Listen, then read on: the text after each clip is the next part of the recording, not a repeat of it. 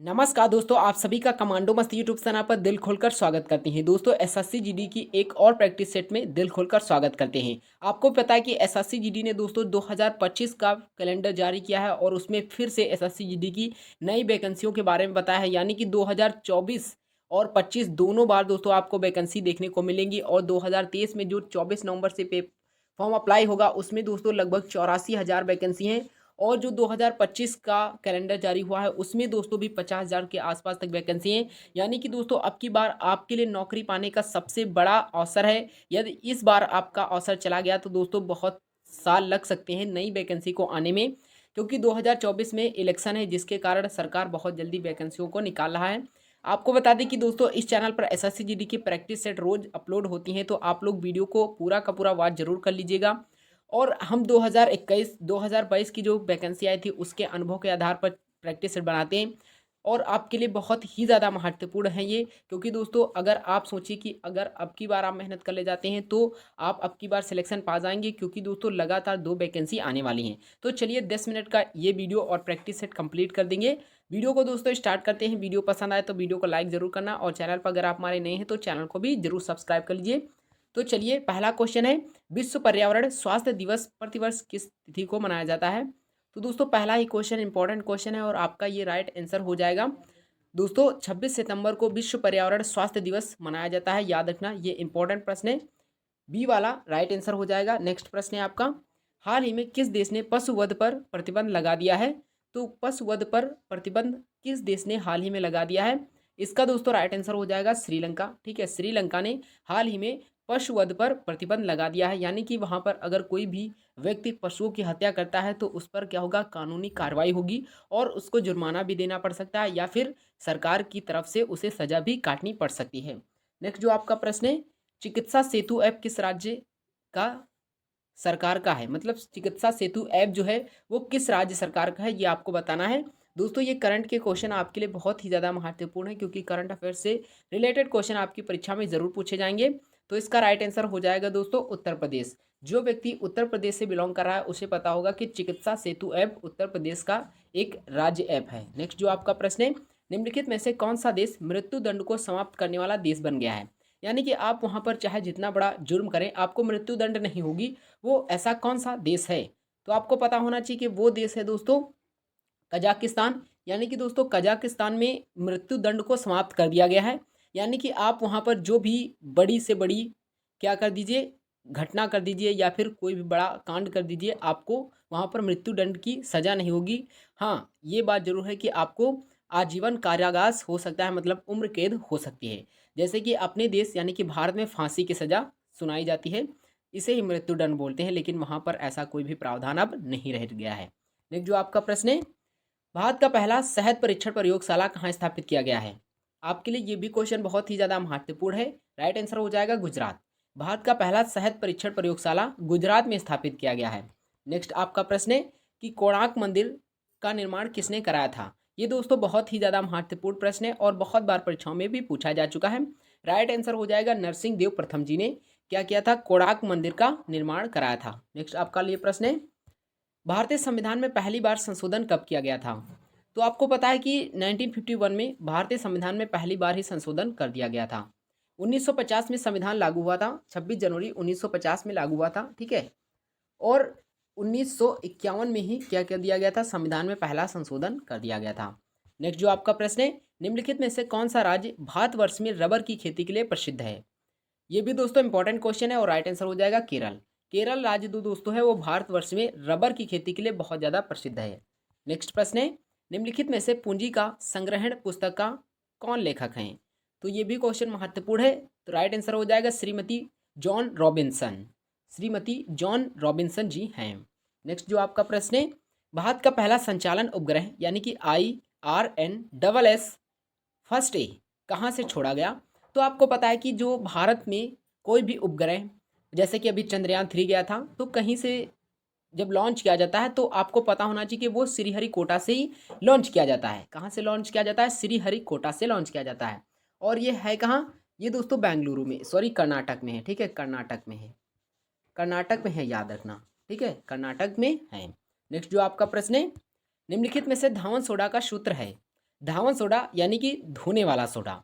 तो धावन सोडा का रासायनिक सूत्र कौन सा है? देखिए दोस्तों, ये क्वेश्चन आपको क्या करना है, कमेंट बॉक्स में ज़रूर बताना। देखते हैं हम आप लोग कितने एक्टिव हैं, ठीक है? कमेंट बॉक्स में बताइएगा इस क्वेश्चन के बारे में कि आपका इस क्वेश्चन पर राइट आंसर कौन सा हो जाएगा।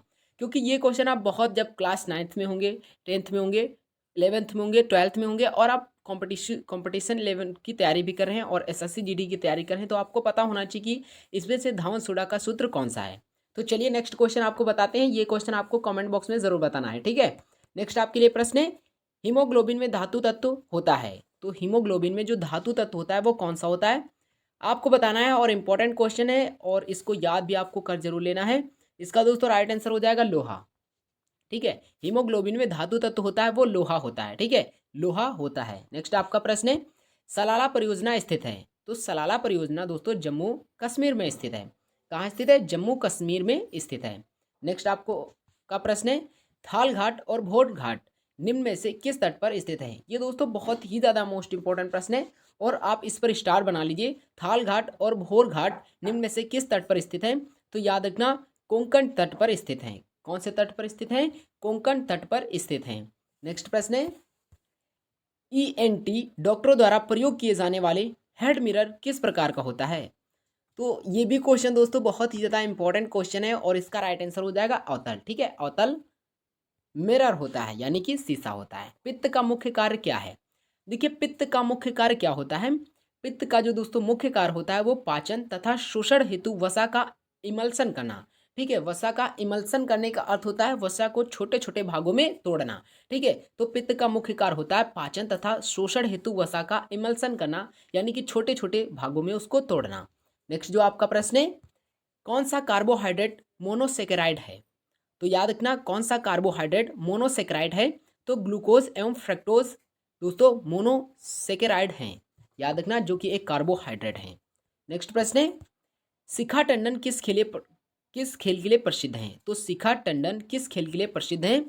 ये भी दोस्तों इंपॉर्टेंट क्वेश्चन है और इसका राइट आंसर हो जाएगा तैराकी, ठीक है? शिखा टंडन तैराकी खेल के लिए प्रसिद्ध हैं। नेक्स्ट प्रश्न है, हिमाचल प्रदेश की दूसरी राजधानी क्या है?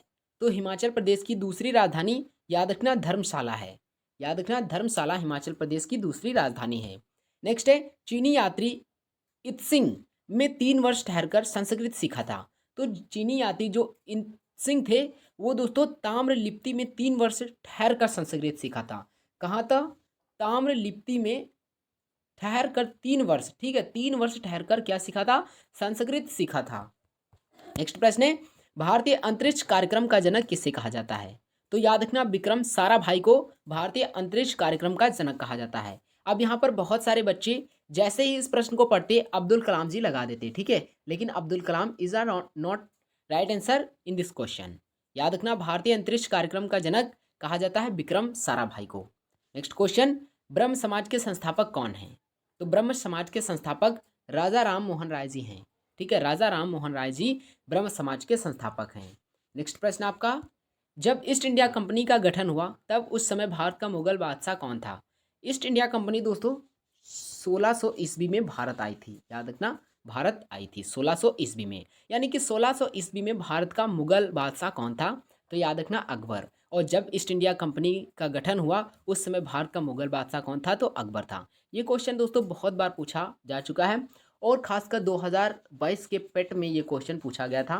पेट अगर आप लोग जानते होंगे यूपी में पेट होता है, यूपी SSC जिसे पेट बोलते हैं, उसमें ये क्वेश्चन 2022 में पूछा गया था।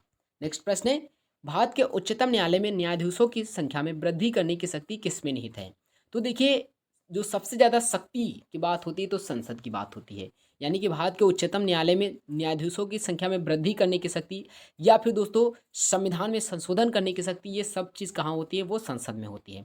तो संसद इज द राइट आंसर हो जाएगा।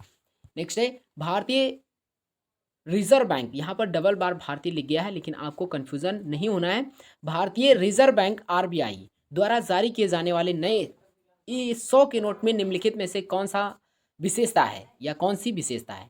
तो देखिए दोस्तों ये जो नोट जारी हुई है और आप लोगों ने देखा भी होगा और आपके पास हो भी शायद, तो उसमें जो सबसे विशेष बात है कि उसमें रानी की वाव की आकृति है। कौन सी आकृति है?